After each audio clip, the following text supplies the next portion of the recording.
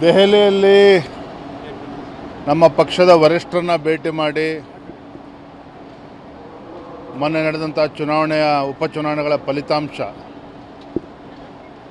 ಮತ್ತು ರಾಜ್ಯದಲ್ಲಿ ಆಗ್ತಾ ಇರ್ತಕ್ಕಂಥ ರಾಜಕೀಯ ಬೆಳವಣಿಗೆಗಳು ಎಲ್ಲನೂ ಕೂಡ ವರಿಷ್ಠರ ಗಮನಕ್ಕೆ ತರ್ತಕ್ಕಂಥ ಕೆಲಸವನ್ನು ಮಾಡಿದ್ದೇನೆ. ಒಂದು ದುರಂತ ಯಾಕೆ ಅಂತ ಹೇಳಿದ್ರೆ, ಕಾರ್ಯಕರ್ತರು ಸಾಕಷ್ಟು ಅಪೇಕ್ಷೆಗಳನ್ನು ಇಟ್ಕೊಂಡಿದ್ದಾರೆ. ಒಂದಿನ ಸರಿ ಎರಡು ದಿನ ಸರಿ ದಿನ ಬೆಳಗಾದ್ರೂ ಕೂಡ ಯಡಿಯೂರಪ್ಪನ ಟೀಕೆ ಮಾಡ್ತಕ್ಕಂಥದ್ದು, ರಾಜ್ಯದ ಅಧ್ಯಕ್ಷರ ಬಗ್ಗೆ ಟೀಕೆಯನ್ನು ಮಾಡ್ತಾ ಇರ್ತಕ್ಕಂಥದ್ದು, ಕಾರ್ಯಕರ್ತರಂತೂ ಸಾಕಷ್ಟು ಬೇಸತ್ತಿದ್ದಾರೆ. ಈ ನಡವಳಿಕೆಯಿಂದ ಅಥವಾ ಯಡಿಯೂರಪ್ಪನವ್ರು ಬಯೋದ್ರಿಂದ ಅವರೇನೋ ರಾಜ್ಯದಲ್ಲಿ ಎತ್ತರಕ್ಕೆ ಬೆಳೀತಾರೆ ಅನ್ನೋ ಭ್ರಮೆನಲ್ಲಿದ್ದರೆ ಖಂಡಿತ ಅದು ಸಾಧ್ಯ ಇಲ್ಲ. ಕಾರ್ಯಕರ್ತರು ಕೂಡ ಇಡೀ ಶಾಪವನ್ನು ಹಾಕ್ತಾ ಇದ್ದಾರೆ. ಎಲ್ಲೋ ಒಂದು ಕಡೆ ಎಲ್ಲದಕ್ಕೂ ಕೂಡ ಇತಿಶ್ರೀ ಹಾಡಬೇಕು ಅನ್ನುವ ಅಪೇಕ್ಷೆ ಕಾರ್ಯಕರ್ತರದ್ದು ಕೂಡ ಇದೆ. ಯಾರ ಗಮನಕ್ಕೆ ತರಬೇಕೋ ಅದು ತಂದಿದ್ದೇನೆ.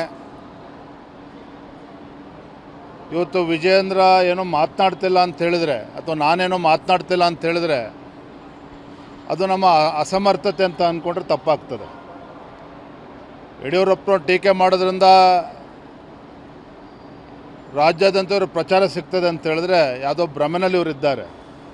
ಯಡಿಯೂರಪ್ಪನವರ ಕೊಡುಗೆ ಏನು, ಕಳೆದ 3-4 ದಶಕಗಳಿಂದ ಯಡಿಯೂರಪ್ಪನವರು ಪಕ್ಷ ಸಂಘಟನೆಗೆ ಎಷ್ಟು ಶಕ್ತಿಯನ್ನು ತುಂಬಿದ್ದಾರೆ, ಅದಕ್ಕೆ ಅಪಮಾನ ಮಾಡ್ತಕ್ಕಂಥ ರೀತಿಯಲ್ಲಿ ಕೆಲವರು ಮಾತನಾಡ್ತಾ ಇರೋದು ಖಂಡಿತ ಅಕ್ಷಮ್ಯ ಅಪರಾಧ.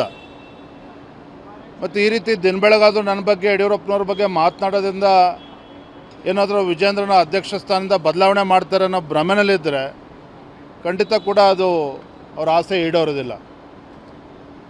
ಇದರ ನಡುವೆನೂ ಸಹ ನನ್ನ ತಾಳ್ಮೆಯನ್ನು ಹಿಡ್ಕೊಂಡು ವರಿಷ್ಠರು ಇವತ್ತೇನು ಇಷ್ಟು ದೊಡ್ಡ ಜವಾಬ್ದಾರಿಯನ್ನು ಕೊಟ್ಟಿದ್ದಾರೆ, ಆ ಜವಾಬ್ದಾರಿಯನ್ನು ನನ್ನ ಸಾಮರ್ಥ್ಯಕ್ಕೂ ಮೀರಿ ನಿಭಾಯಿಸ್ತಕ್ಕಂಥ ಪ್ರಯತ್ನ ನಾನು ಮಾಡ್ತಾ ಇದ್ದೇನೆ, ಯಶಸ್ಸನ್ನು ಕೂಡ ಆಗ್ತಾ ಇದ್ದೇನೆ. ಹಾಗಾಗಿ ಇವ್ರು ಯಾರು ಹೇಳಿಕೆಗಳನ್ನು ಕೊಡ್ತಾರೆ, ಇವರು ಬಾಯಿ ಮುಚ್ಚಿಸ್ತಕ್ಕಂಥ ಶಕ್ತಿ ಅಂತೂ ನನಗಿಲ್ಲ. ಆದರೆ ಕಾರ್ಯಕರ್ತರು ಖಂಡಿತ ಇದೆ. ಹೈಕಮಾಂಡ್ ಕೂಡ ಎಲ್ಲವನ್ನು ಕೂಡ ಗಮನಿಸ್ತಾ ಇದ್ದಾರೆ. ಸರ್, ಈಗ ಚಿಕ್ಕಬಳ್ಳಾಪುರದಲ್ಲಿ ಏನಿದೆ, ಈಗ ಸಿದ್ದರಾಮಯ್ಯವ್ರನ್ನ ಡಿ.ಕೆ. ಶಿವಕುಮಾರ್ ಹೊಗಳ್ತಾರೆ. ರಾಜ್ಯದಲ್ಲಿ ಆ ಥರ ಒಗ್ಗಟ್ಟಿಲ್ಲ BJP ಇದರಲ್ಲಿ, ಮತ್ತು ನಿಮ್ಮ ರಾಜೀನಾಮೆ ರೀತಿ ಕೊಡೋ ರೀತಿಯಲ್ಲಿ ಎಲ್ಲ ಮಾತಾಡ್ತಿದ್ದಾರೆ, ಸಪೋರ್ಟ್ ಮಾಡ್ತಿದ್ದಾರೆ. ಯಾರನ್ನು ರಾಜೀನಾಮೆ ತೊಗೊತಾರಂತೆ? ಇದರಲ್ಲಿ ಕೆಲವ್ರನ್ನ ಒಂದು ಪಕ್ಷದ ವರ್ಗದೆಲ್ಲ ವಿಜೇಂದ್ರನ ರಾಜೀನಾಮೆ ಕೊಡಬೇಕು ಅನ್ನೋ ರೀತಿಯಲ್ಲಿ ವರ್ಗ. ನಾವು ಒಂದೇ ಮಾತಿನಲ್ಲಿ ಹೇಳಿದ್ನಲ್ಲ, ವಿಜೇಂದ್ರನ ಬದಲಾವಣೆ ಮಾಡ್ಬೋದು ಅಂತ ಅದರ ಭ್ರಮೆನಲ್ಲಿದ್ದರೆ ಅವ್ರು ಯಾರಿಗೂ ಕೂಡ ಒಳ್ಳೆ ಸುದ್ದಿ ಬರೋದಕ್ಕೆ ಸಾಧ್ಯ ಇಲ್ಲ. ಪಕ್ಷದ ವರಿಷ್ಠರಿಗೆ ನಾನು ಮಾಡ್ತಾ ಇರ್ತಕ್ಕಂಥ ಪ್ರಯತ್ನದ ಬಗ್ಗೆ ಸಮಾಧಾನ ಇದೆ. ಎಲ್ಲರನ್ನೂ ಕೂಡ ಸರಿದೂಗಿಸ್ಕೊಂಡು ಹೋಗ್ತಕ್ಕಂಥ ಪ್ರಯತ್ನ ನಾನು ಪ್ರಾಮಾಣಿಕವಾಗಿ ಮಾಡ್ತಾ ಇದ್ದೇನೆ. ಆದರೆ ಯಡಿಯೂರಪ್ಪನವ್ರ ಮಗ ಆಗಿರೋದೇ ಅಪರಾಧ ಅನ್ನೋ ರೀತಿಯಲ್ಲಿ ಕೆಲವರು ಏನು ಮಾತನಾಡ್ತಾ ಇದ್ದಾರೆ, ಬರುವಂಥ ದಿನಗಳ ಉತ್ತರನ ಕೊಡ್ತೇನೆ. ಏನಪ್ಪ ಒತ್ತಾಯ ಮಾಡ್ತಾ ಇದ್ದಾರೆ ನಿಮ್ಮಲ್ಲೇ ಸಾಕಷ್ಟು ಜನ?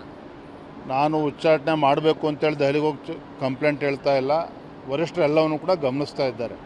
ದಿನನಿತ್ಯ ಹಾದಿಲಿ ಬಿದ್ದಿಲಿ ಇವರೇನು ಮಾತನಾಡ್ತಾ ಇದ್ದಾರೆ, ಪತ್ರಿಕೆಗಳು ಕೂಡ ಬರ್ತಾ ಇದೆ, ಅವ್ರದ್ದೇ ಆದಂಥ ಮಾಹಿತಿಗಳನ್ನು ಪಡೆದುಕೊಂಡಿದ್ದಾರೆ. ಏನಾಗಬೇಕು ಆಗ್ತದೆ. ಸರ್, ಇದೇ ರೀತಿ ಮುಂದುವರಿತಾ ಇದ್ರೆ ಹೇಗೆ ಸರ್? ಭಾಳ ದಿನ ಮುಂದುವರಿತದೆ ನನಗೇನು ಅನ್ಸಲ್ಲ. ನೋಡೋಣ. ತಿಮ್ಮಾಪುರ ಅವರು ಸಚಿವರ ಭ್ರಷ್ಟಾಚಾರ ನೋಡಿ ಒಂದು ರೀತಿ ನನಗೆ ಒಂದು ರೀತಿ ಅನಿಸಿದೆ, ಹೊಸ ಯೋಜನೆ ಜಾರಿ ಬರಬೇಕು ಅಂತ ಹೇಳ್ತಾ ಇದ್ದಾರೆ. ಎಲ್ಲ ಅಧಿವೇಶನದಲ್ಲಿ ಮಾತನಾಡ್ತೀವಿ ಬಿಡ್ತಿಲ್ಲ. Thank you.